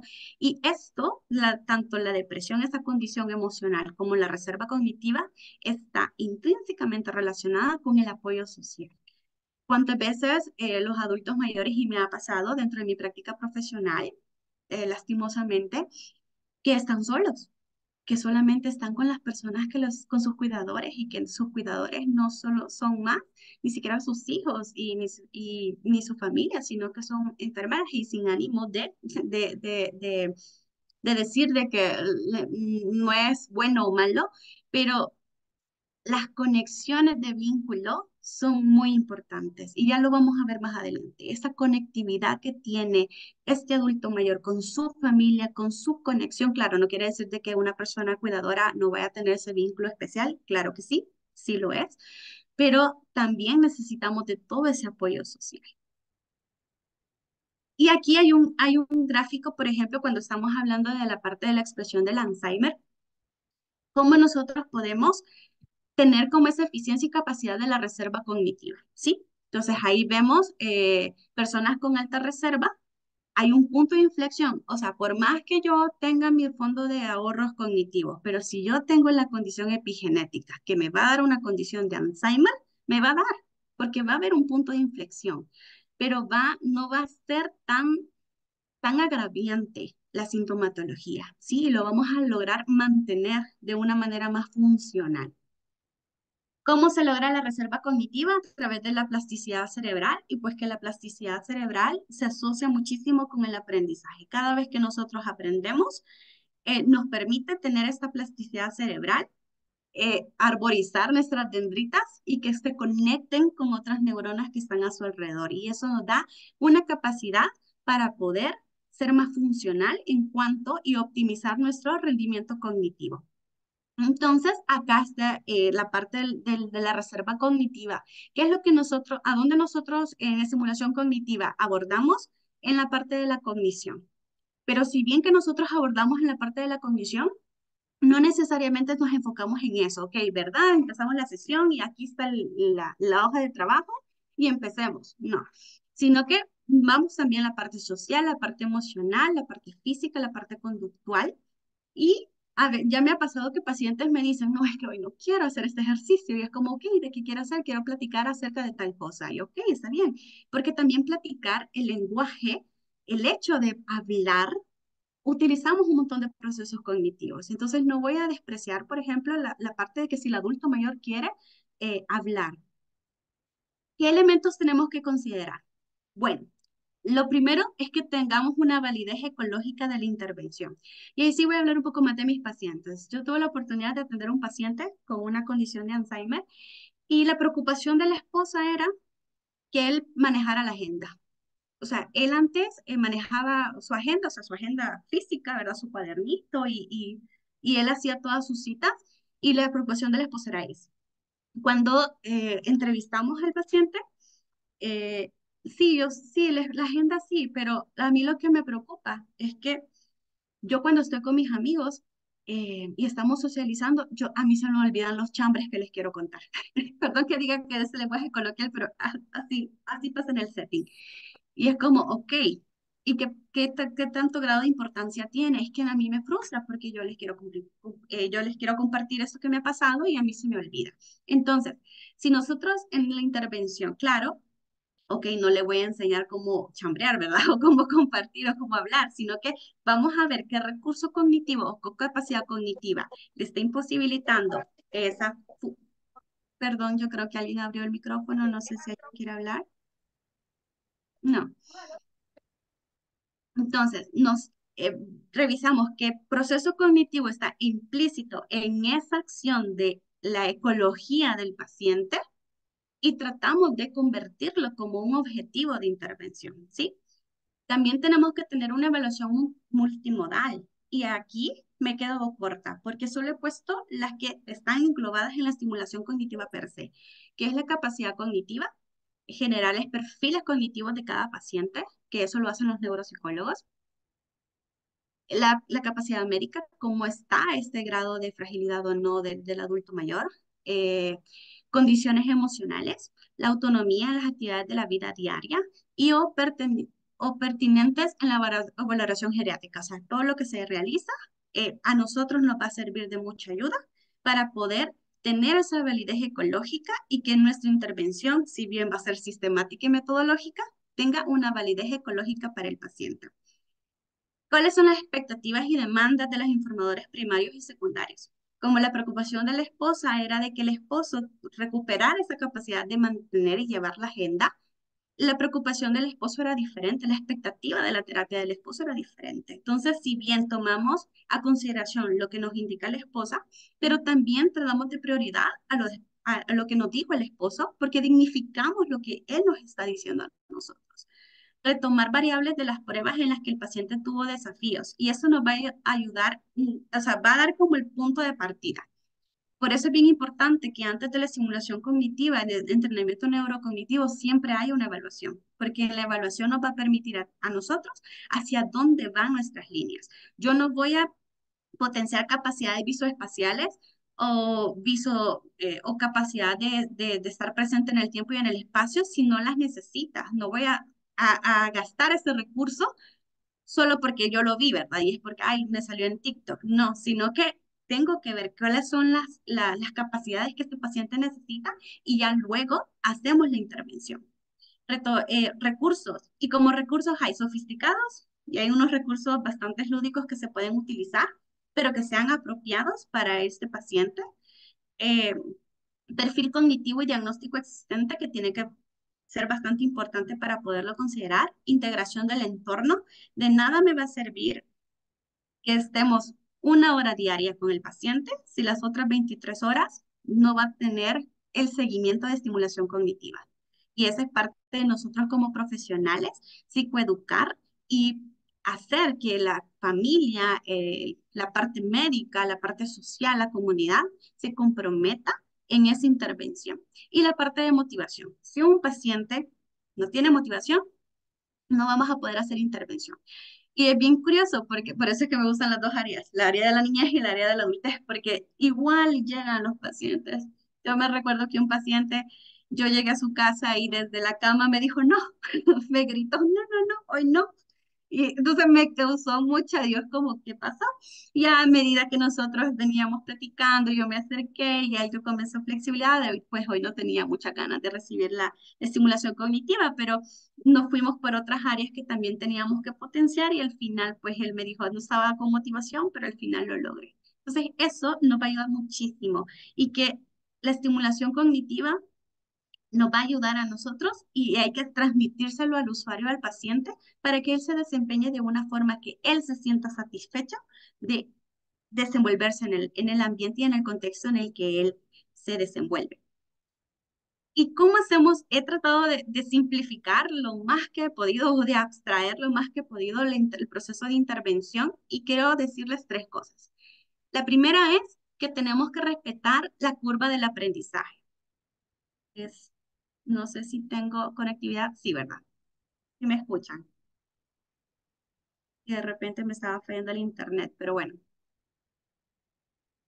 Tenemos que respetar esta curva del aprendizaje. Si algo es muy familiar o algo que no nos representa reto, no lo aprendemos. Y si algo que sea demasiado retador, tampoco lo aprendemos. Entonces tenemos que jugar dentro de esa zona de aprendizaje, que el estímulo o lo que yo voy a decir o que lo que yo voy a poner en mi sesión o mi intervención o mi apoyo o mi consejo o mi recomendación esté dentro de esa zona, dentro de esa zona de aprendizaje, dentro de esa zona que yo sé que el paciente lo va a hacer. Yo no lo voy a poner al paciente si él no puede a clasificar tarjetas, si él no puede. Por ejemplo, personas con condición de Parkinson que tienen dificultad en su control motor fino, no lo voy a poner, por ejemplo, a teclear en el teléfono. O sea, a pesar de que podemos trabajar capacidades cognitivas, pero va a estar dentro de su zona de trabajo.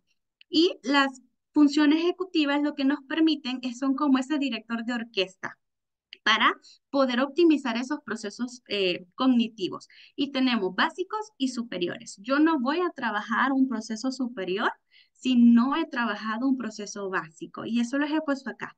Yo no puedo trabajar lenguaje o no puedo trabajar abstracción, no puedo trabajar pensamientos o tomas de decisiones o cognición social si yo no he visto que mi usuario, mi paciente o mi papá, mi mamá, mi tío, mi tía, no tiene las capacidades básicas. Entonces yo ahí me quedo. Si tiene dificultades para la memoria, entonces trabajamos memoria. Si tiene dificultades en la parte de gestión emocional, pues podemos en la parte emocional, motivación, percepción, atención, nos enfocamos ahí.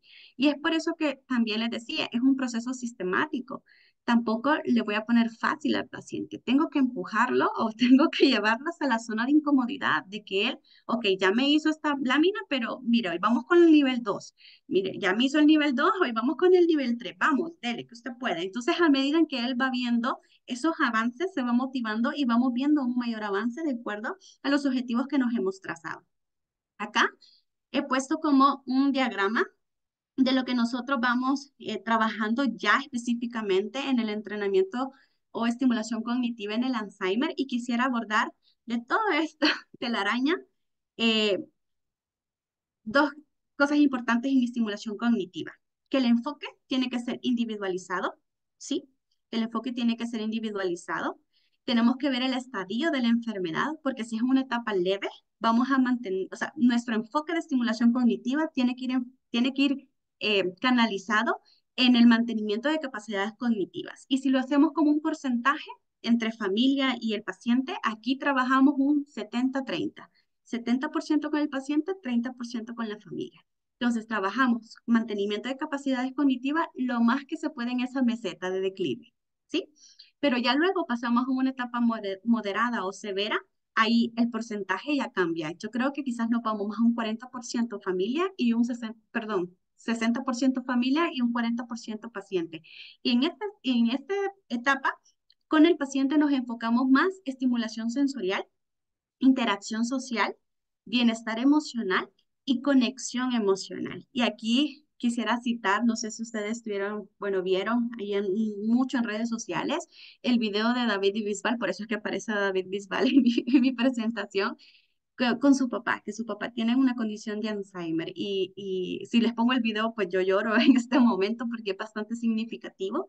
Y él le preguntaba y le decía, ¿se acuerda quién soy yo? No se acordaba, pero él comenzó a cantarle y él se acordaba de la canción y ahí pues tuvo, pues vislumbró pues que era alguna relación o un vínculo bien cercano con él, que era su hijo. Entonces, esto va a ser bien importante cuando estemos trabajando con personas con Alzheimer o algún tipo de deterioro, porque aquí trabajamos también y vemos el tipo de intervención que es la terapia de reminiscencia, que es esa parte de ir repasando todos esos hitos que tuvimos a nivel personal y podemos hacerla, por ejemplo, con los pacientes de, mire, tráigame una foto o hoy con los teléfonos celulares, revisemos las fotos de su familia o revisemos las fotos de sus hijos, revisemos las fotos en las que usted fue a trabajar. O sea, podemos hacer ese tipo de reminiscencia y no necesitamos de mucho. Y bueno, vamos a ver qué herramientas y recursos. Como les dije, habían recursos desde los más sofisticados y tecnológicos y pagados y gratuitos hasta los más burdos que uno puede tener, que sea un papel y un lápiz y uno puede hacer muchísimo. Existen plataformas, yo he tenido la oportunidad de trabajar con NeuronApp. Es una plataforma muy intuitiva, muy fácil de utilizar, tiene un muy buen sustento académico, investigativo. La parte de Cognifit, este app también, y BrainRx. Esos tres para mí son una de las tres apps o plataformas, más bien porque estas sí son pagas, que potencian esa parte. Y lo bueno de estas plataformas es que no solamente se enfocan en el adulto mayor, sino que también en la parte de los niños. Y nosotros también podemos. Yo a veces, claramente, por mi parte de la experticia profesional, obviamente tenía que saber cuál era el ejercicio. Entonces yo me ponía a hacer el ejercicio antes para poder eh, explicárselo al paciente y a veces el paciente me ganaba de nivel. Entonces era bien chistoso porque yo mirábamos como mi racha y la racha de él y a la vez hacíamos como esa mini competencia. Está también Lumosity, que este sí es una app. Hay una parte gratuita, pero la parte gratuita es súper funcional y Neuromindset, que también es una plataforma para poder potenciar estas capacidades cognitivas. También tenemos recursos manuales y cuadernillos de intervención. Eh, yo les he puesto una carpeta donde he conseguido todos esos recursos en mi bibliografía, de donde yo he sacado toda esta información que les estoy mostrando y les he colocado este manual de estimulación cognitiva. Ahí lo que me gusta de este manual es que lo divide en procesos cognitivos: percepción, atención, memoria. Y están las fichas. Entonces, si no tenemos la posibilidad de imprimir, pues lo hacemos. O sea, si aquí decía en esta ficha, había un vaso, un cuaderno, un lápiz, y mírelo 10 segundos y después dígame cuáles eran los objetos que vimos. Entonces, pero aquí tenemos un vaso, un cuaderno y un lapicero. O sea, no necesitamos de mucho para poder tropicalizar y concretizar los ejercicios que podamos ver en Internet, que es un recurso que tenemos, pero lo podemos llevar de una manera concreta y la plataforma cognitiva, que hay una infinidad de cuadernillos que uno puede utilizar dependiendo de la área que necesite potenciar. Si nos queda tiempo, se los puedo mostrar y les presento unos ejemplos que yo he hecho con mis pacientes. Y como les mencionaba, la validez ecológica y la dignificación y la motivación del paciente. Esto es el mismo ejercicio, el mismo objetivo, la misma área que yo necesitaba entrenar con el paciente, claro, con algunas variables y elementos diferentes, pero es una presentación X en PowerPoint. Pero, ¿cuál era la importancia? ¿Cuál era la indicación con el paciente? Yo aquí tengo a un arquitecto, a un piloto, a un mecánico y a una ama de casa. 4 perfiles diferentes, ¿sí? 4 perfiles diferentes. El mismo ejercicio. ¿Qué pasa aquí? Que yo me voy a la validez ecológica de este paciente.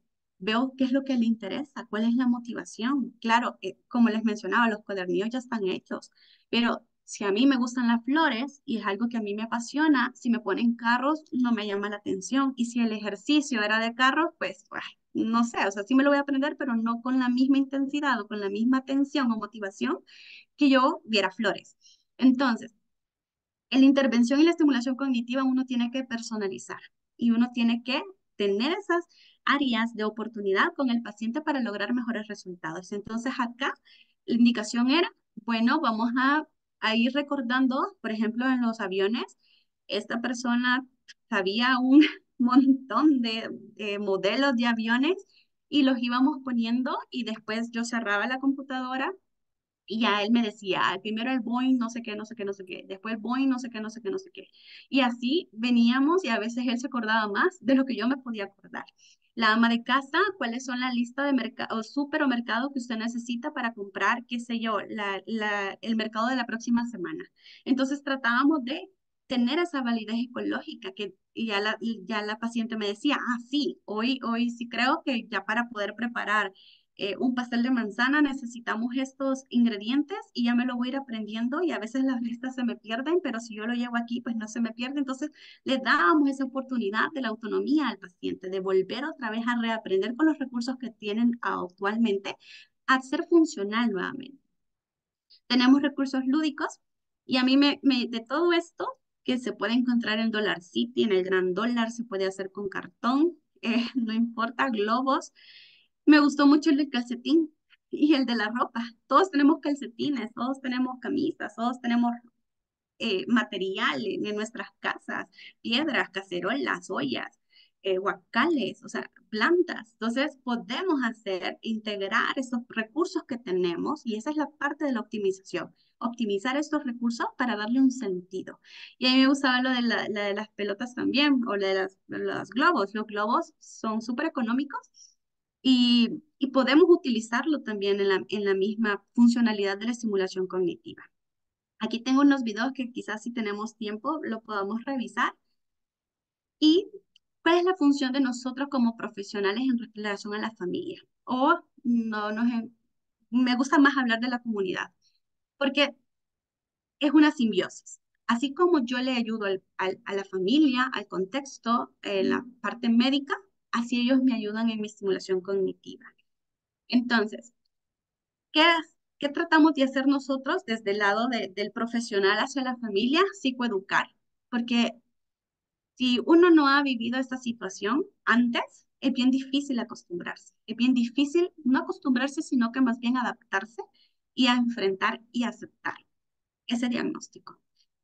Estrategias de afrontamiento. ¿Cómo puede esta persona abordar cuando su familiar tenga alguna sintomatología que ya sea bastante comprometida? Proporcionar fortalezas cognitivas del paciente, decirle, mire, yo he observado que en sesión su familiar o la relación que tenga con el paciente es muy bueno recordando, tiene su memoria súper buena, entonces potenciemos esa parte y utilícela en su casa. Guías de promover estrategias en casa y la reminiscencia otra vez aparece porque siempre, siempre estamos en estimulación cognitiva, no solamente en las horas en las que están con nosotros a nivel profesional, sino que también en casa. Ayudamos a tomar decisiones también a estos familiares o a la comunidad y damos estrategias de estimulación cognitiva en casa, como las que ya mencionamos anteriormente. ¿Qué recibimos nosotros a cambio cuando damos esto? Lo que nosotros recibimos es el compromiso al tratamiento. Vemos que el familiar ve que su paciente no, vemos que el familiar del paciente ve que va mejorando, que tiene motivación, su estado de ánimo cambia, lo lleva más seguido o nos permite llegar más seguido a su contexto. Entonces, eh, aseguramos el compromiso al tratamiento. Aprende sobre esta condición y sobrellevarla. Crea rutinas y simplifica el entorno, porque una de las cosas, por ejemplo, retomando a uno de mis pacientes, al que no podía chambrear con sus amigos, eh, otra de las situaciones que él enfrentaba, que era un reto para él, era que eh, cuando él estaba hablando, siempre en la parte de que él quería chambrear con sus amigos, él se quedaba en blanco. Bueno, él me decía negro, yo me quedo en negro y yo no puedo ver nada. Y yo que estaba diciendo mi discurso y de repente se me fue la idea, parte normal. Entonces, y mi familia me comienza a decir, pero acordaste, pero es que estabas hablando bien, pero es que estabas diciendo la idea y le decía lo que estaba diciendo. Entonces él le frustraba. Entonces yo le decía, mire, ¿sabe qué? Vamos a hablar con todo su contexto y todo su entorno y vamos a crear estrategias. Entonces con él hicimos la estrategia de roll up, no, pero rollback. Entonces le decía, bye, cuando a usted le pasa esto, usted tiene que decir tiempo fuera, rollback y todo el mundo iba a saber de que usted iba a empezar con su estrategia para volver otra vez al hilo de la conversación. Entonces yo lo trabajaba en sesión y él lo practicaba en su casa. Entonces su familia comenzó a ser más empática y es como, ok, voy a esperar y le voy a ayudar a que él solo retome de manera autónoma ese hilo de la conversación. No avasallo con esa actividad que él necesita para seguir siendo funcional. También mantenemos la participación en las actividades. A mí me gusta muchísimo que en parte de la estimulación cognitiva esté también la familia presente, los hijos presentes, la familia presente, las personas cuidadoras presentes, porque van a aprender sobre la estimulación cognitiva y un apoyo emocional y una asertividad frente a esta condición y la distribución de responsabilidades entre la red de apoyo del paciente. A veces usualmente los cuidadores primarios asumen esta responsabilidad y realmente pues al saber nosotros sobre esta condición podemos distribuir y más personas pueden ser más empáticas y pueden tener un poco más de paciencia y asertividad frente a esta situación. También garantizamos el autocuidado del cuidador y dignificamos al paciente. Y bueno, el cerebro del adulto mayor tiene una capacidad increíble para adaptarse y aprender. Por tanto, la estimulación neurocognitiva se ha convertido en una herramienta clave para promover un envejecimiento activo y saludable.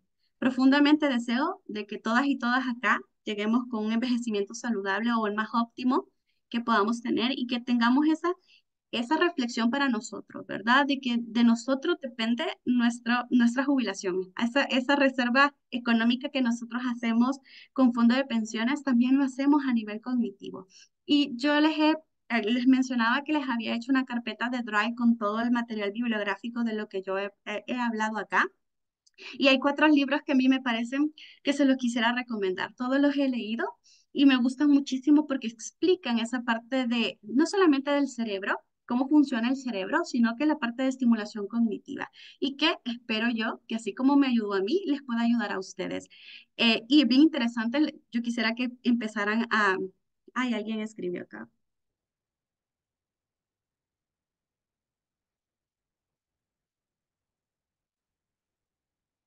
¿Nos podría compartir la presentación? Sí, sí, yo creo que sí. Voy a consultar con el licenciado eh, y que se las puedan socializar, no hay ningún problema. De igual forma, les dejo mi correo electrónico al final y les puedo compartir por acá, por el chat, el link también del Drive para que ustedes puedan descargar todos estos libros. Eh, Les mencionaba que el orden para poder leer, empezar como el de Francisco Mora, que es un neuropsicólogo, si no mal recuerdo, es español o de Argentina, creo. No me recuerdo. Sé que es argentino y está trabajando en España o es español y está trabajando en Argentina, en una de las dos. Empezar por ese, luego el cerebro estresado, no se imaginan, y es una de las áreas de las neurociencias que me gusta muchísimo, lo que hace el estrés con nosotros. No solo a nivel cognitivo, sino que a nivel físico. Y todo está interconectado. Y yo siempre le digo a mis pacientes en el área clínica, el contexto siempre es un caos, siempre es un caos, siempre va a haber algo que nos genere malestar, pero va a depender muchísimo cómo nosotros afrontamos. Y si no tenemos recursos o estrategias para afrontar, pidamos ayuda para rehacer y reaprender nuevas estrategias, porque la Rossetti de ahora no es la Rossetti de hace un año. Y los mismos eventos que me pasaron hace un año, si me vuelven a pasar, quizás los voy a tomar de una forma diferente, buena o mala. Al final son consecuencias. Entonces les recomiendo ese libro. Había otro libro que es el de Neurofeliz, cómo superar la parte de la ansiedad y el miedo. Si nosotros manejamos, si tenemos esta prevalencia de tener como manifestaciones más de ansiedad y de temor, y la parte de la plasticidad cerebral la he retomado del cerebro se cambia a sí mismo. Yo creo que este de casos, si no mal recuerdo, porque está otro que se llama El hombre que confundió a su mujer con un sombrero, habla de casos de cómo ha sido la rehabilitación y estimulación cognitiva con pacientes.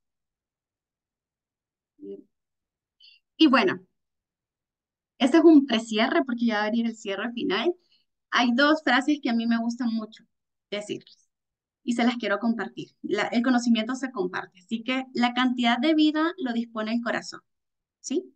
Pero la calidad de vida lo determina el cerebro.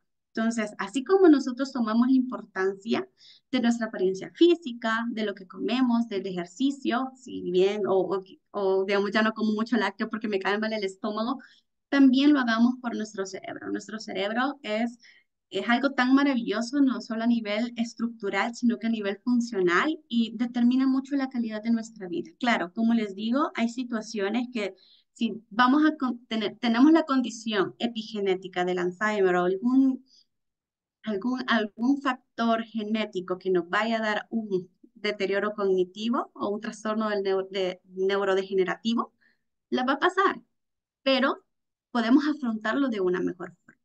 Y otra frase que me gusta mucho que dice, cuidarte, o sea, nos cuidamos, nos hace querernos. O sea, en la medida en que nosotros nos cuidamos y hacemos inversiones en nosotros mismos, nos vamos queriendo. Así que les hago esa invitación. Y bueno, vamos a finalizar, vamos a ver nuestra memoria a largo plazo, cómo va de la lámina que vimos en el inicio. ¿Cuántos animales eran que habíamos visto en la imagen? Por favor, si me pueden ayudar ahí escribiendo cuántos animales al final eran.